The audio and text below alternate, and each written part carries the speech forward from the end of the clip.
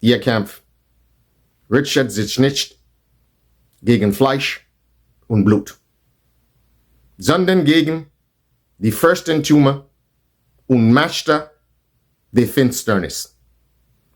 Understand that your fight is not against flesh and blood, but against principalities and powers of darkness. And what descended on Charlie Kirk was powers of darkness. And in some respects, conservatives and patriots were actually complacent. And that is why this actually happened.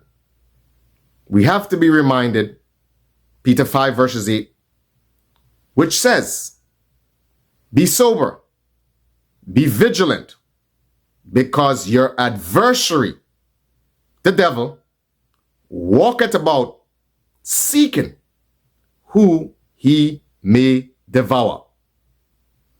So it means that if you're not sober, and if you're not vigilant, if you're not on guard, if you're not on watch, that you would be ambushed. So in all of this, there is a clear message being sent to every conservative, every patriot, everyone that dared to deviate from mainstream globalist corporate media and decided to outflank, to outmaneuver them by creating alternative media. You're a target. You have become a target.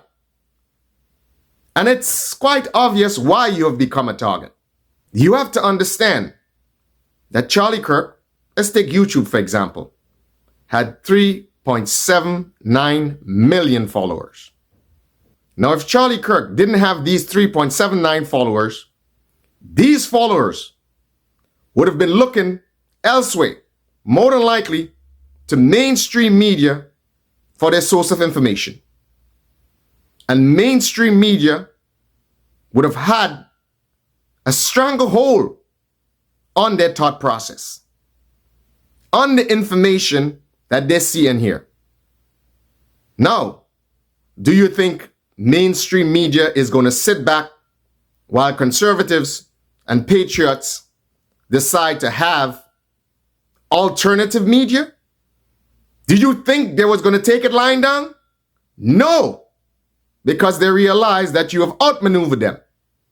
They came with canceling, and it was effective for a time. But after a time, the wisdom of God was given to patriots and conservatives, and they were able to form alternative media. Through the Lord's guidance of Elon Musk's spirit, he was able to get him to buy over Twitter. And now we have X, a platform that became a little more equal and leveled for conservatives and patriots. We saw what happened prior to 2020 and the lead up to the 2020 election. We saw. Now, being more aware of the ability of mainstream media to strangle the thought processes of conservatives and patriots, they diversified. Conservatives and patriots got a little wiser. They diversified. They created alternative media. Now, you had to know that corporate global media was not going to take this line down. And you didn't prepare. So you have to understand, if you lapse in judgment, if you fail to prepare, this is the sort of drastic things that would happen. But now you have a clear picture. Now you understand that you are being threatened. Now you understand that you are a threat to global corporate media. And now you understand that they are coming to a doorstep next to you. Now the question is, now that you understand that you are endangered, what are you going to do about it? Are you going to be sober and vigilant? Are you going to be on guard? Are you going to be watchful? The days of complacency are over. And I want you to bear with me for a little. because I want you to understand, and what I'm about to say is very important, very significant. I want you to understand that what happened to Charlie Kirk was not just about Charlie Kirk. This is bigger, much bigger than Charlie Kirk. This is an attempt by global corporate media to pretty much suck their followers against patriots and conservatives. This is an unwillingness to accept the fact that the American people have spoken, overwhelmingly spoken, and said that they wanted Donald Trump to be their president. But there are some among us who are unwilling to accept that fact. The American people didn't speak by just a little. They spoke by a lot. But you should have saw this coming. You saw what happened in the lead up to the 2020 election. You saw that they were willing to do any and everything to sabotage Donald Trump's presidency. So I want you to understand that the tactic has not changed. Again, the same tactic is being tried in this moment. Their hope is to suck their followers against patriots and conservatives and try to initiate an open confrontation to create chaos in the society, to start again all this chaos in the cities so that they can sabotage one more time Donald Trump's presidency. This, their hope, was a spark that would have caused open confrontation and pit American against American. This is the ultimate aim of corporate global media, to destroy the last bastion of freedom, democracy, and the First Amendment. They've already caught in Europe. They've already captured Europe. Europe is gone. The mother nation of Europe, Germany, is gone. Die deutsche Nation hat sich den Sozialisten völlig ergeben. They have completely surrendered to socialist Marxists. So the point I'm making, I want you to understand that this is a global agenda by globalists in cahoots with globalist corporate media. This is the agenda. They're selling the mass of people fool's gold. Now they know, in terms of a political theory and the economic theory, that socialist Marxism cannot work. It has failed in every corner of the world. So these people who are masquerading as socialist Marxists, it's actually an effective way to cut out the competition, to deceive the mass of people, so they are not competitive to them, so they do not see what is happening to them. Because as I've said, they know it can't work. Every major socialist Marxist nation has abandoned the theory, have changed their economy and their politics. But it's idealistic. And for the impressionable youth, it's something to gravitate to. It is easy to find a scapegoat on capitalism, which has brought the most prosperity to humanity. But if you're down and you're starving and you're in poverty, it's easy to talk about socialist Marxism. It's easy to believe in the idealistic theory of socialist Marxism. And it's easy now to scapegoat and blame, oh yeah, these capitalists. But corporate media, globalist corporate media, these are the ultimate capitalists. And most so bordering on charlatanism, because they sell the masses an intoxication, something to make them feel good about their poverty. It's like a religion of sorts. something to make them feel good about their poverty or their horrible social circumstance, and blame capitalism for it and say, I have the quick fix. I have the medicine for your problems. And the medicine is socialist Marxism. That is the quick fix because it's idealistic. It's packaged and wrapped in idealism. So they are radicalizing youths all over the world with idealism. And that is not difficult to do. They've gone so far to infiltrate the Caribbean. This is the biggest hot thing on the market right now in the Caribbean. Even in Grenada. This is the hot item. It's selling like hot cakes. This is the fix-all to your economic problems. And the people who are propagating this, who can find real solutions to the economic problems of the poor and vulnerable, they don't want to find those real solutions. It requires work. It requires effort. It's easy to intoxicate them, to seduce them with some idealistic doctrine. And this thing is spreading as wildfire in the Caribbean, throughout the Caribbean. It's spreading as wildfire. And this is how these politicians down there are empowering themselves. They're selling fool's gold. They're selling voodoo economics. They're selling a doctrine of socialist Marxism to unattentive, unaware mass of people. Because it looks attractive. It looks appealing. And these people are masters, charlatans. I mean, these are snake oil salesmen. So your youth now is being captured, being radicalized. That is why you see they will go after you on Facebook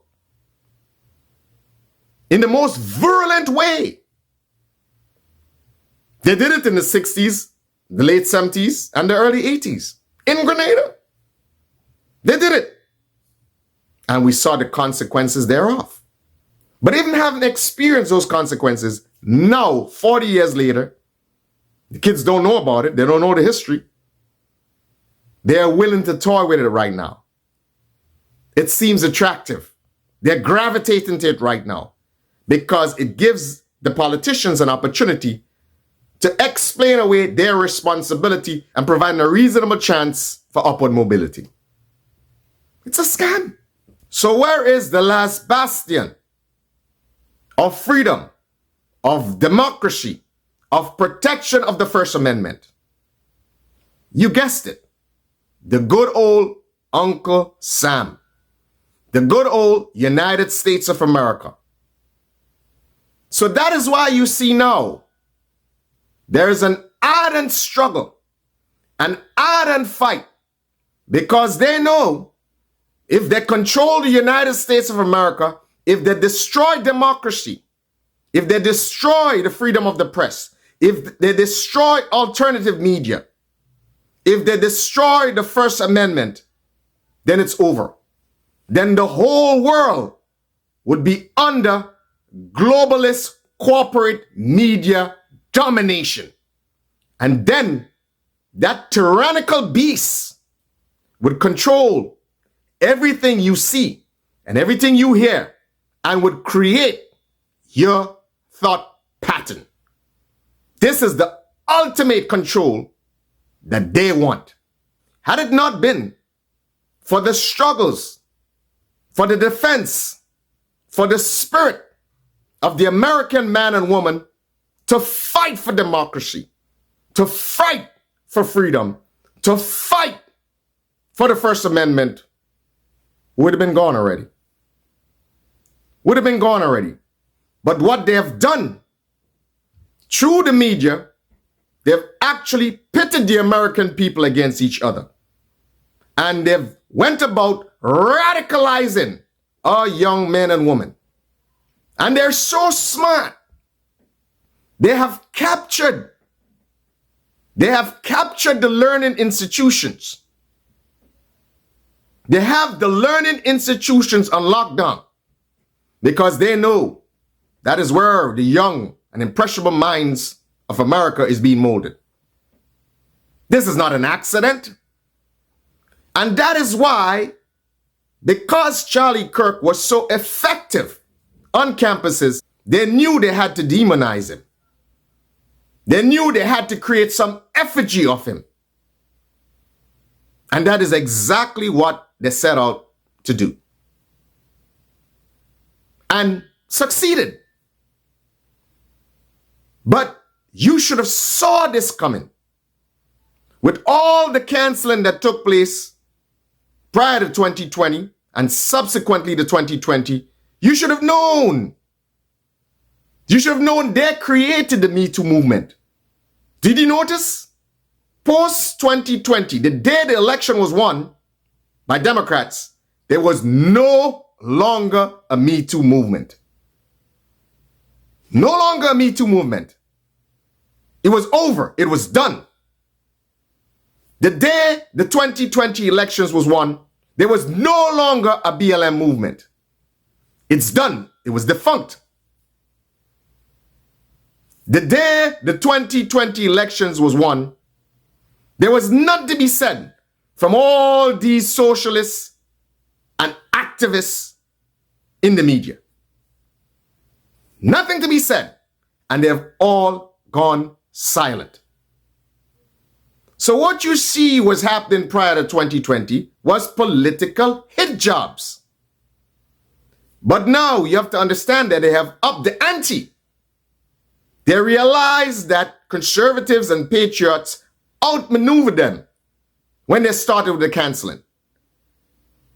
That conservatives and patriots and Republicans as a whole started alternative media. Took their destiny into their own hands. But that cannot be allowed by corporate global media. It's literally breaking apart their conglomerate. It's literally destroying their empire and their stranglehold on thought in the world. So what you think they're going to do? They realize in some respects that their empire is falling. And the old saying is, no danger's a kick from a dying horse. So they are going to be more desperate and devious and dangerous actions taken by corporate global media in an attempt to destroy the remaining voices of conservatives and patriots. You are being warned. I want you to be scared. I want you to worry. But I don't just want you to worry and be scared and not take some sort of action to defend yourself, to protect yourself. That is important. You have to realize that a line has been drawn in the sand. That going forward, it cannot be business as usual. You cannot take anything for granted. You have to understand that there's a struggle, a global struggle of good against evil. And they've captured, as I said, they've captured South America, they've captured Latin America, they've captured Europe wholeheartedly. And now, the last bastion of freedom, democracy, and protection of the First Amendment, the United States of America, they've got their eyes set on it. This is where, that if they capture the last bastion of freedom, it's over. It is done. They will have ultimate hegemony. Ultimate hegemony. So you have to understand where you stand in this struggle. You, the men and women who have the courage, who dare to stand up, like Charlie Kirk, you have to understand where you stand in the struggle. You have to understand the bigger implications. So what they're doing, it's a clear plan to erode the voices. They understand the power of the media. They understand the power of the spoken word. They understand how impactful that was in the last election in 2024. So the attempt now is to erode the spoken word around President Donald Trump. To look for quote unquote soft targets. To deconstruct. Because they understand the power of the spoken word. They understand that it was the spoken word that got him elected. The power of the spoken word that got him elected. So now you know. Now you know what this is all about. Again, it's an attempt to cause open confrontation in the society in order to create chaos and disrupt the agenda of President Trump. They realize that he's achieving so much in the world. So this is an attempt to spark a confrontation in the society, to sabotage, to cause chaos and sabotage and distract from the president's agenda. This is what this is about. You have to see through this for what it is. This wasn't just about Charlie Kirk. This is way bigger than Charlie Kirk. Seien Sie standhaft. Konzentrieren Sie sich. Und schützen Sie den ersten Zusatzartikel mit all Ihren Kraft. You have to be steadfast. You have to be focused. You have to concentrate. And with all your strength, protect the First Amendment. That is the only way you would be able to honor Charlie Kirk.